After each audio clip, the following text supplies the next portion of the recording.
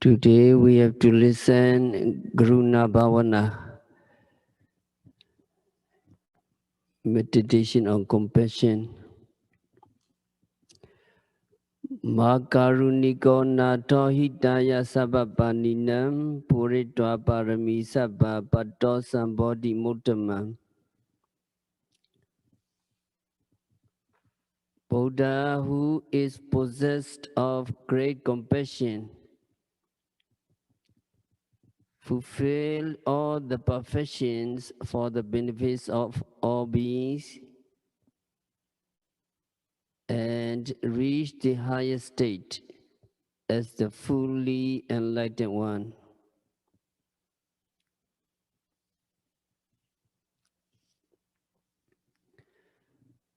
Feeling of great compassion occurs in the minds of omniscient Buddhas when they saw numerous kinds of suffering prevailing among all beings. Most living beings do not see other beings' miserable condition. They might see only living beings who are in great distress and suffering.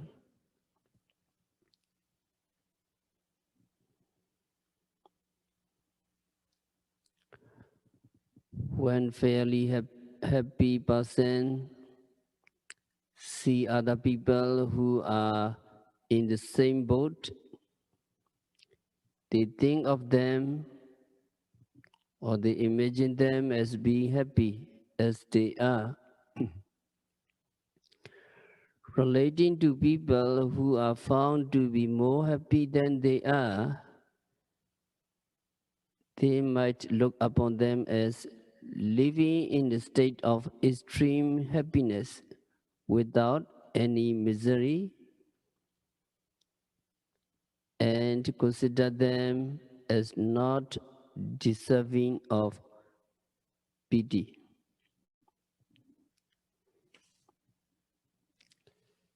This shows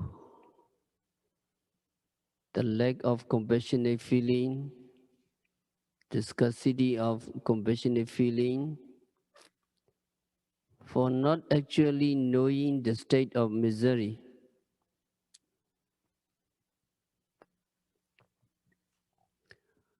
However, the Buddhas clearly perceive the various kinds of circumstances under which beings are suffering. Seeing the sentient beings in such miserable condition, great compassion, Mahakaruṇā, has entered the hearts of the Buddhas.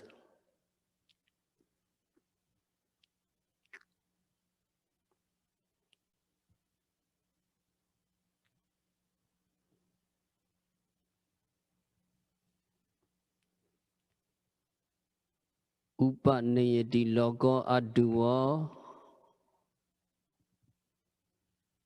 Upanayati loko aduwa dipassantanam Buddhanam Bhagavantanam Sattesu Mahakaruṇā Aukamati. That means all beings are being conveyed to inevitable aging, sickness and death. It is impermanent. Seen as such,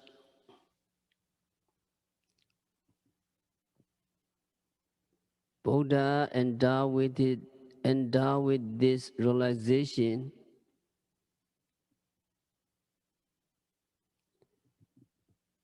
towards all beings, great compassion with sympathy arises in their hearts. In other words, a great compassion for beings arises in the Holy Lord Buddha. In every existence, all living beings are carried away to reach aging. From the time of their birth, and from aging to sickness, and then from sickness to death.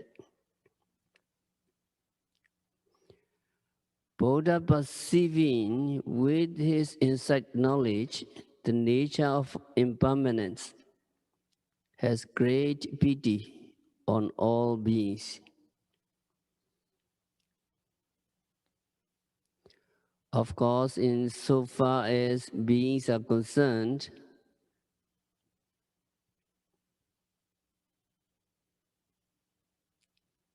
if they reflect, they will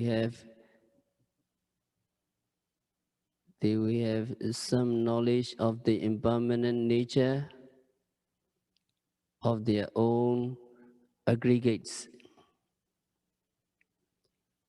However, they may still think that they will have to live long, apparently assuming that no deterioration is taking place in their youthful appearance and in their health.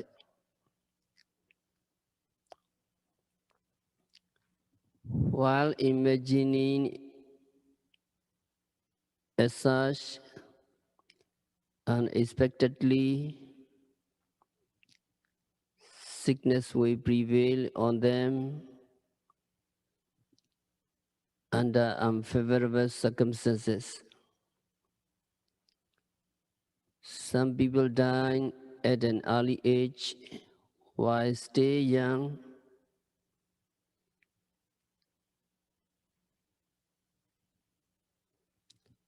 If death does not occur early, they gradually grow older and older day by day, month by month, and year by year.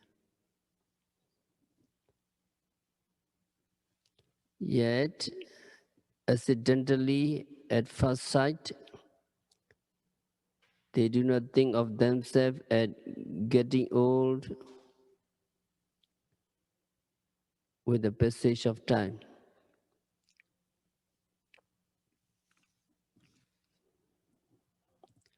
Only when their hair turns gray and their teeth decay, etc.,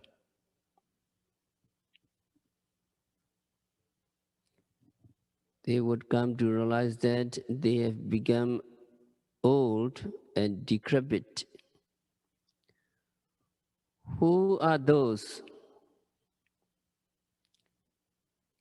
carrying us away to inevitable aging, sickness, and death? Who are those?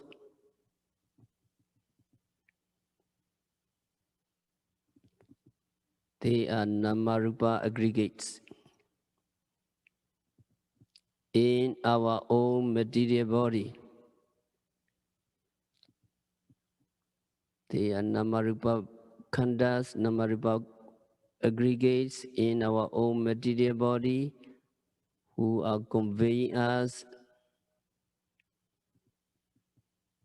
from the time of conception. New rupa and nama, new mind and matter are incessantly arising and dissolving, and then appearing afresh to be again dissolved, undergoing a gradual process of continual change. A person slowly and perhaps unnoticeably grows older in every split second, and a fraction of a minute, etc., until when becoming advanced in age, say about 50 or 60, the bodily appearance becomes obviously changed, showing signs of deterioration, signs of decay, with the appearance of gray hairs, whiskers, etc. Withering with age.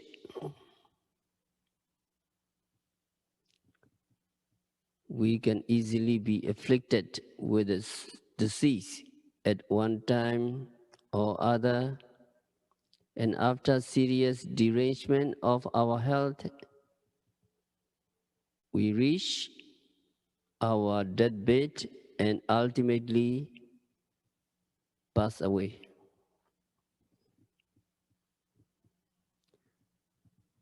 So it becomes evident that hour by hour, as time goes on, we are carried closer to aging, sickness, and death.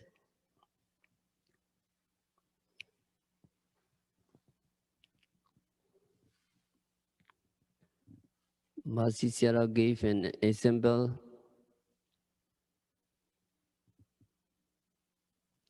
A group of cattle slaughterers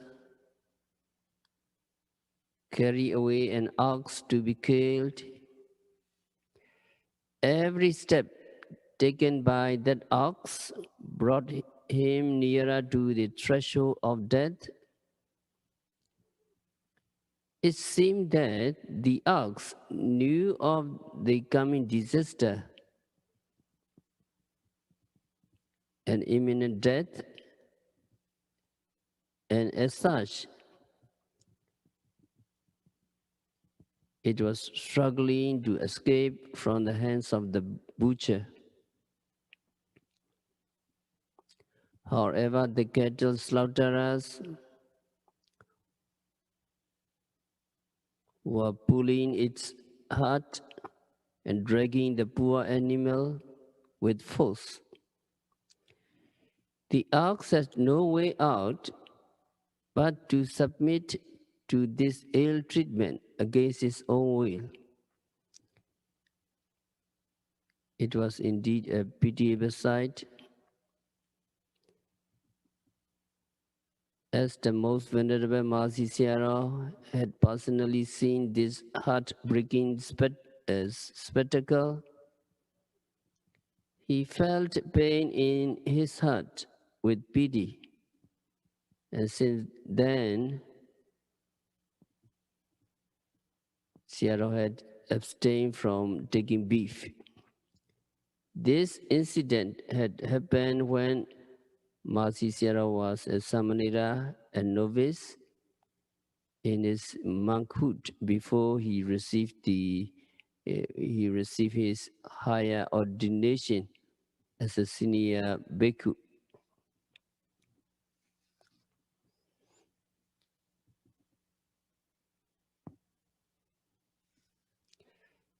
Just like that ox,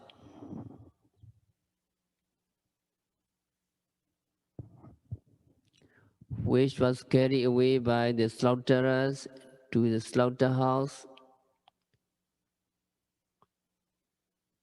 beings are carried away by their rupas and namas,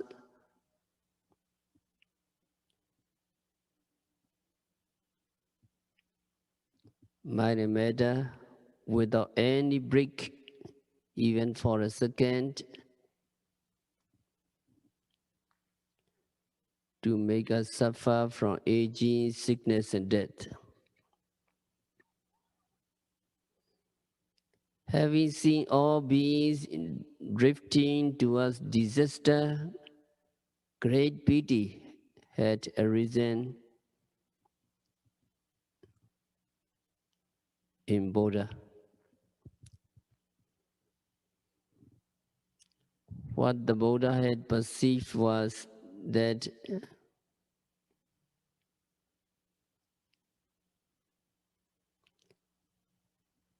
beings are fast approaching aging, sickness, and death at every moment of an arising.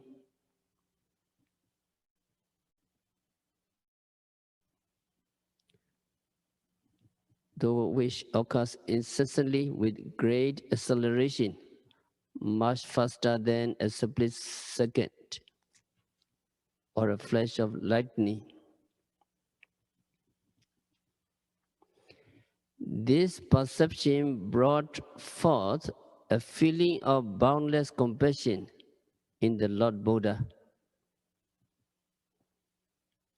Now, Vipassana yogis, you all are practicing Vipassana meditation. So Vipassana practitioners who are contemplating Vipassana can fully appreciate that they are gradually approaching aging, sickness, and death at every moment. If they perceived the mind that constantly changes,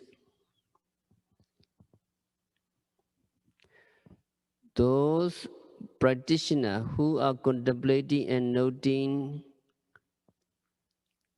continuously and precisely,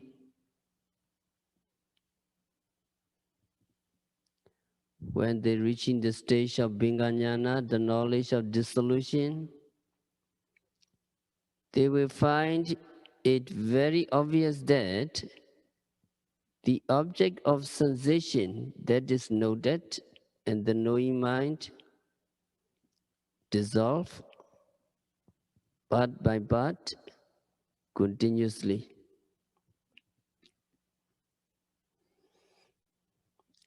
It is something like each bead threaded with others on the string, falling down one after another in great speed.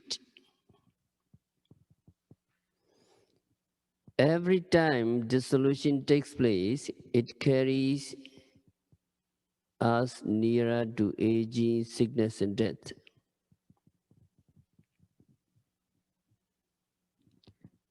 Yogis who have achieved Bhinganyana, knowledge of dissolution, may guess with their insight knowledge that it is so happening. Ordinary person can imagine this state of phenomena within a second or a minute or an hour or a day or a month or a year. Roughly speaking,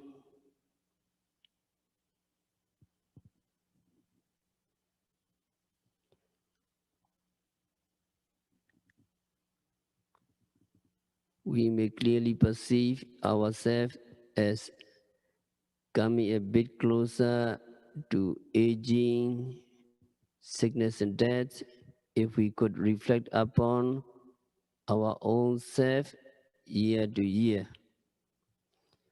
Signs of withering in age, followed by sickness and death, can be visualized. Generally, most people die when they reach the age of 70 or 80 plus.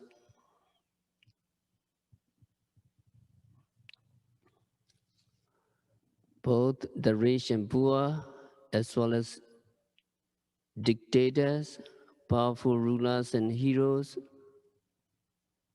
come to a road end in the path of life, that is death. Between the age of 70 or 80 or later beyond that age. Rupa and Nama, mind and body in our own body, are carrying us away to aging, sickness, and death.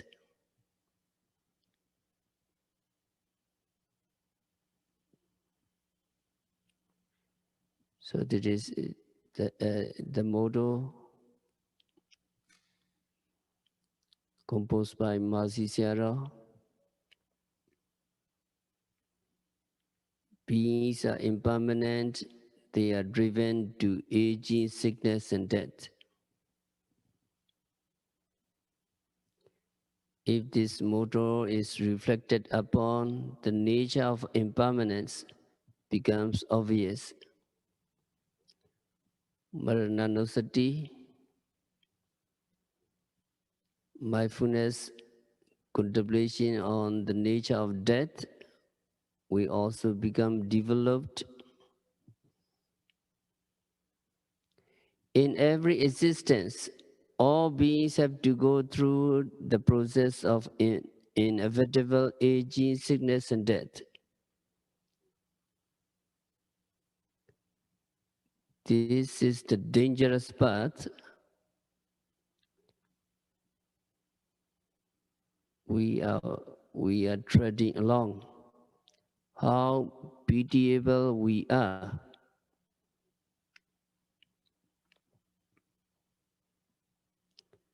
We can very well imagine this awful state. It is not surprising that great compassion had arisen in Buddha towards beings.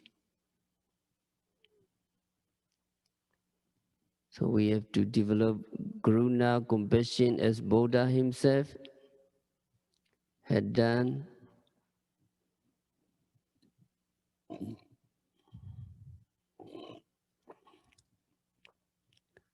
All beings are subjected to aging, sickness, and death, to which they are being conveyed. That is really impermanent. May all beings be liberated from this misery. May all beings be liberated from this misery. We need to develop Karuṇā Bhāvanā. The manner of developing compassion in this way is of a very high standard. It is similar to the great compassion bestowed upon mankind by the Lord Buddha. Among people in general, a great many of them are in misery for having suffered loss in their business venture, or for loss of their property, or for being separated from their beloved ones.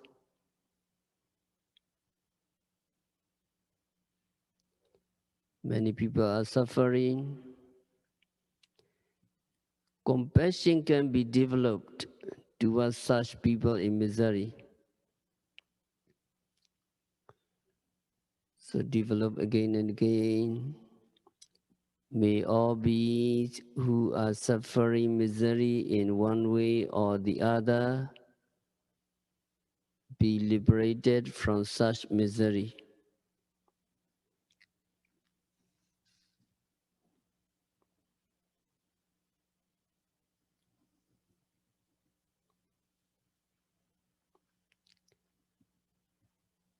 And then another type of Karuṇā Bhāvanā, Attano Loko Anabhisaroti Pasantana Bodhana Bhagavantana Sattesu Makaruna Aukamati. All beings have no one to look after them and nothing to depend upon. Having perceived as such,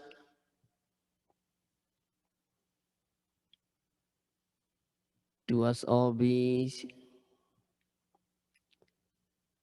in holy Buddhas, great compassion had occurred. It means that all living beings have no one to protect or look after them, and no one to rely upon.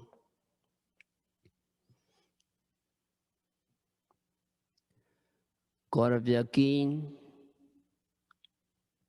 not being able to grasp the meaning of this statement, has asked Venerable Rattapala,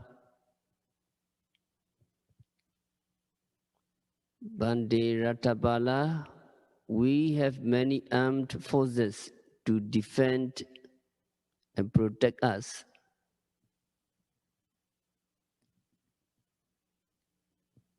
These strong armies, strong forces are to be relied upon. And then what is the intention conveyed in the statement? Have no one to protect and rely upon.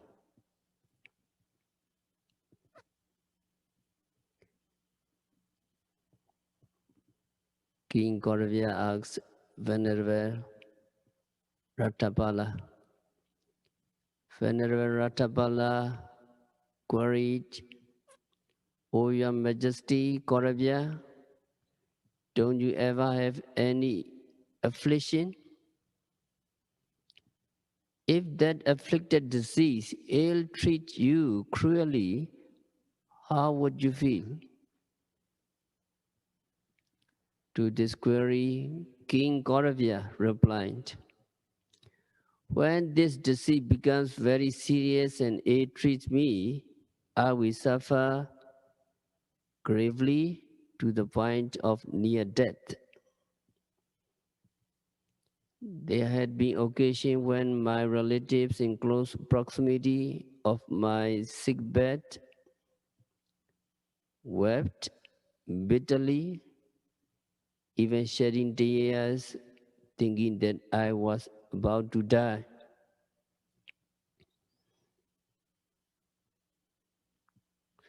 Having heard this reply for the purpose of verification, another question put was,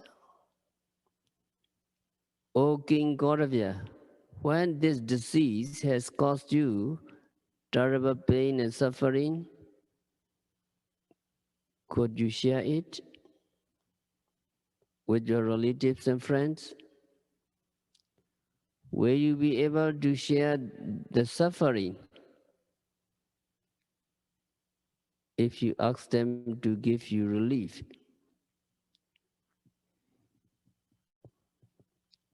To this, King Kauravya gave this reply,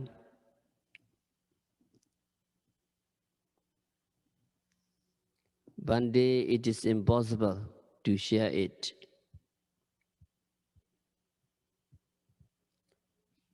Neither can they take a share in it. I alone have to suffer. I alone have to suffer severely and endure the pain with all the ill power at my command.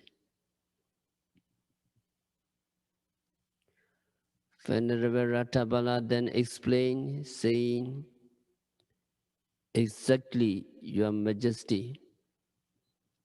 Buddha has therefore preached that just as there is no one who can give protection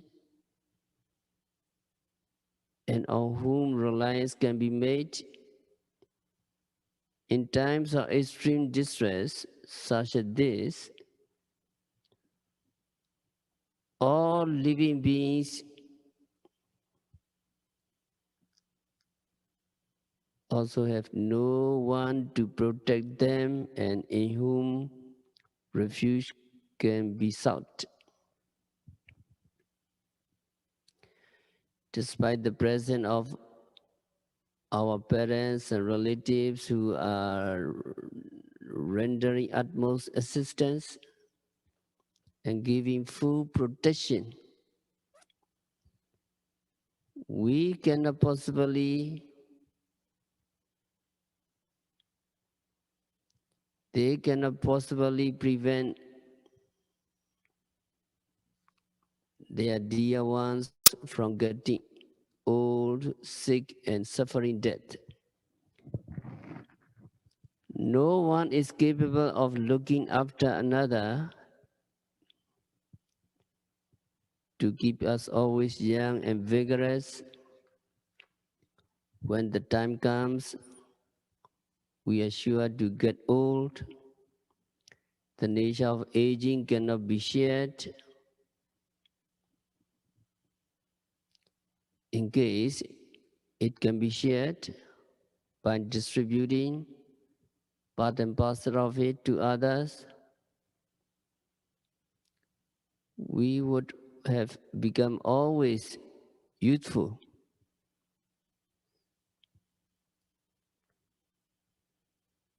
If aging can be done this way, if it can be done that way, how far it would be. Though preventive measure in regard to health can be taken by appropriate drugs and medicine, total prevention against diseases is impossible. If really serious or malignant disease is afflicted, no perfect cure can be done. Suffering from disease can neither be shared in piecemeal. If it is within the bounds of possibility to share the suffering, how nice it would be. No one can possibly prevent death, aging, sickness, and death cannot be prevented by anyone from occurring. No one can also prevent a person from descending to the four netherworlds to which he is destined after his demise. Realizing this fate of all living beings, Buddha had bestowed this immense compassion on them. So we have to develop compassion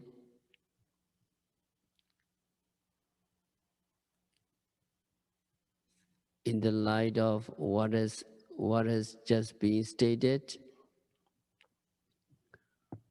Without a protector and without anything to rely upon, how feeble we are.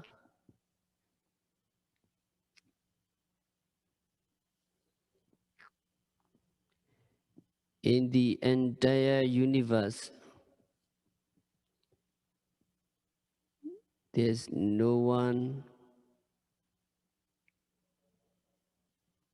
will be found who can save a person to get liberated from the suffering of aging, sickness, and death, or to escape from descending to the netherworlds, or to get emancipated from the misery of samsara.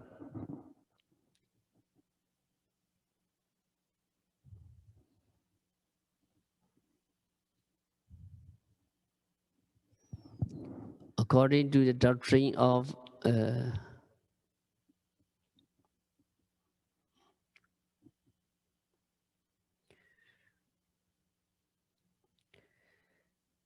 manner in which Buddha saves all mankind is by way of preaching,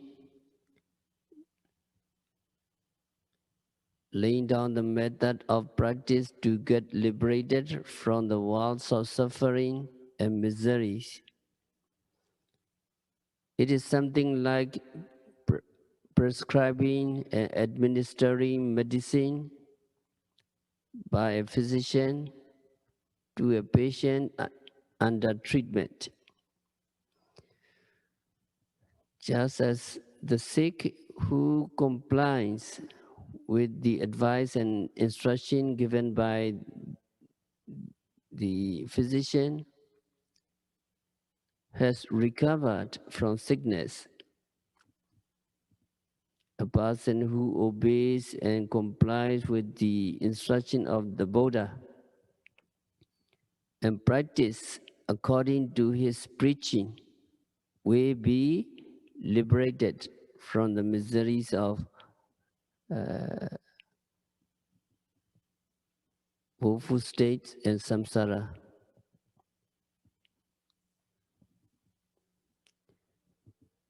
The meaning of this statement as preached by the Buddha is mentioned in this way. Tumbehi kecha matapan ekhataro tathagata patipanna pamokkhanti jayino mara bandhana.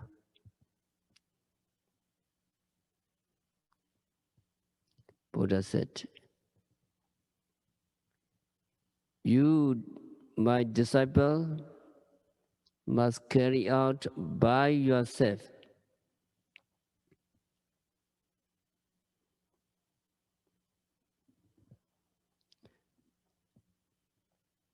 relating to the practice of sila, samadhi, and panya, morality, concentration, and wisdom,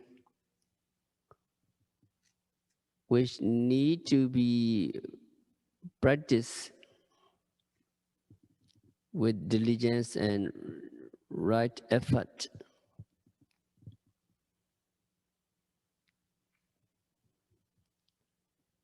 We, the Buddhas, can only preach the right method of practice to be exercised. By contemplating both samatha and vipassana meditation, he or she who practice according to the teaching of the Buddha from the bonds will be liberated from the bonds of mental defilements, from the bonds of Mara.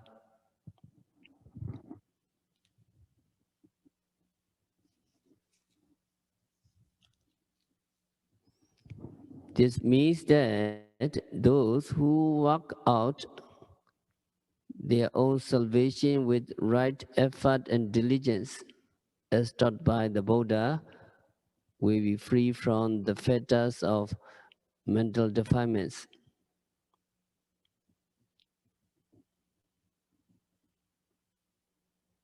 The misery of samsara.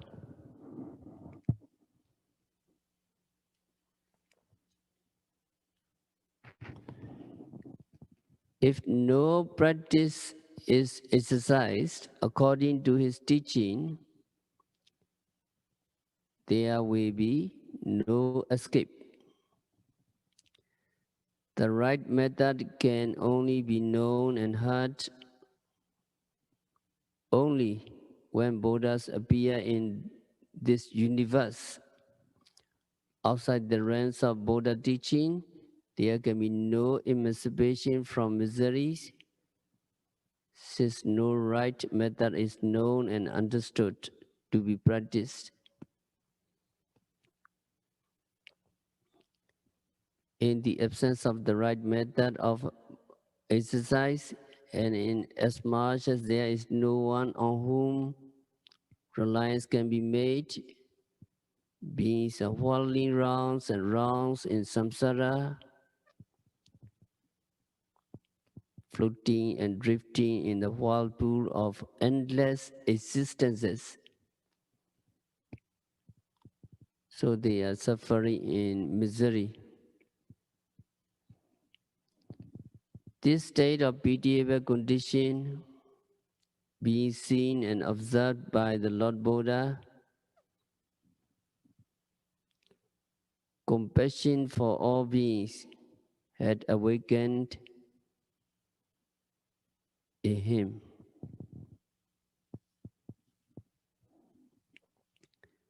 Just as Buddha has his compassion,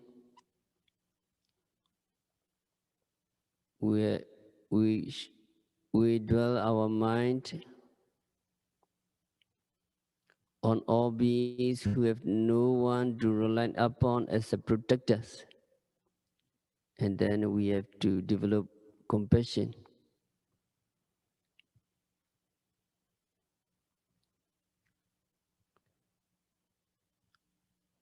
So to develop compassion, can you follow me, Rudy?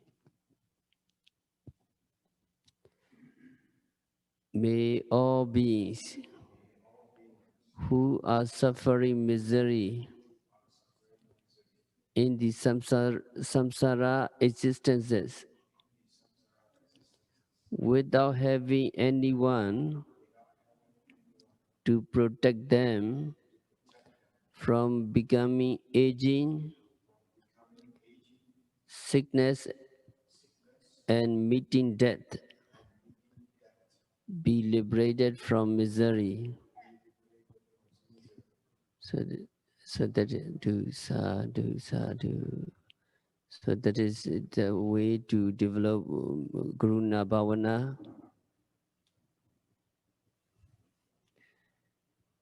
to be free from all suffering. Buddha teaching, Satipatthana method, we need to practice. So Sangha, we recite the Satipatthana Odisa Pali. Just listen. Ekayano ayam bhikkhave mego saddhana visuddhiyam sokabri devana sammadhikamaya dukkha domanasana attingamaya nyaya sadhikamaya nibbana sasicikiriyaya yadidam cattaro satipatthana kadame cattaro ida bhikkhave bhikkhu kaya kayanubasi viharati adapi sambhajano satimam vineya loke bija domanasam venasu venanubasi viharati adapi sambhajano satima vineya loke bija domanasam Jete Jetanubasi Viharati Adapi Sambhajano Satima Vineya Loke Veja Domanasam Dhammesu Dhammanubasi Viharati Adapi Sambhajano Satima Vineya Loke Veja Domanasam Sadhu, sadhu, sadhu. So there is Satipatthana, Mahasatipatthana, Odisa Pali. Now we have to practice Vipassana meditation according to this Satipatthana method. Take the postures that is most comfortable for you, preferably the cross-legged position. Keep your back straight. Keeping it straight means not leaning forward or backwards. Your back should feel comfortably straight, so do not make it rigid or tense. Just be relaxed. Breathe in, breathe out steadily. See, it's not necessary. Close your eyes. Breathe in, breathe out steadily. Keep your mind on the abdomen. When you breathe in, the abdomen rise, and note the rising of the abdomen from the beginning to the end. Pay close attention so that you are fully aware of the movement. When you breathe out, the abdomen falls, and note the falling of the abdomen from the beginning to the end. You may mentally note rising when the abdomen is rising and falling when it is falling. But if making mental notes interfere with your practice, you don't have to make them. Just be mindful of the rising and falling movements of the abdomen. If you pay attention, you may feel either tension or pressure or extension in the abdomen. You may concentrate on it. Here, the emphasis is to be mindful of the movement rather than the abdomen's shape or form.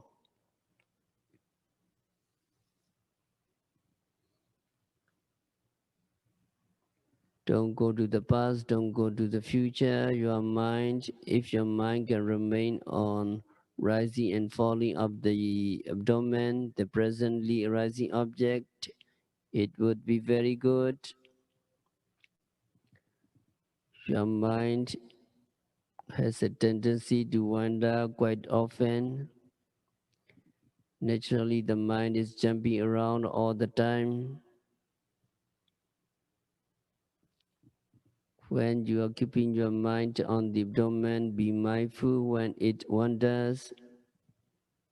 Do not blame yourself or feel guilty. Just be mindful of its going out, or mentally notice it's going out, or wandering. When the wandering mind disappears, go back to rising and falling of the abdomen.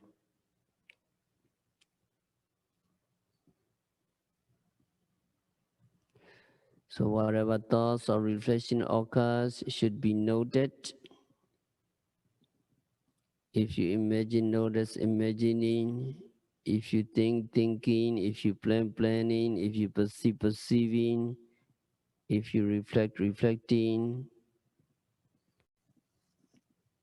If you dishearten, dishearten. Noting all these acts of consciousness is called Caittanupassana.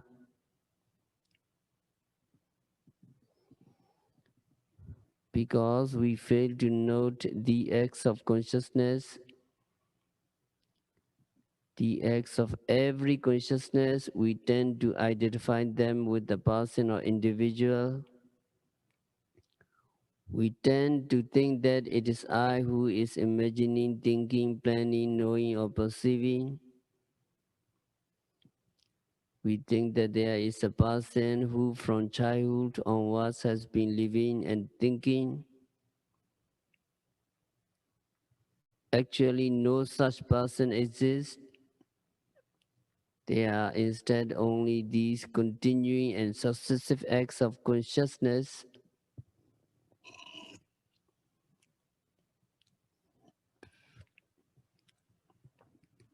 That is why we have to note these acts of consciousness and know them for what they are.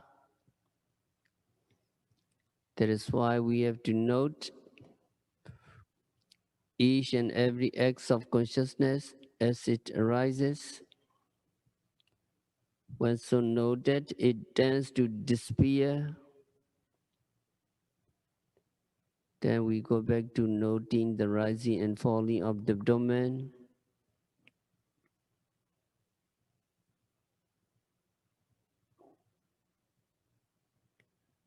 When sensation of stiffness and heat will arise in your body, these are to be noted carefully also.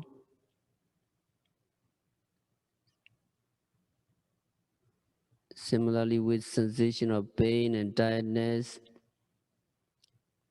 all of these sensations are the feeling of unsatisfactoriness, and noting them is Vedananupassana. If you fail to know these sensations, makes you think I'm stiff, I'm feeling hot, I'm in pain. The identification of these sensations with the ego is mistaken. There's, there is really no I involved, only a succession of one new unpleasant sensation after another.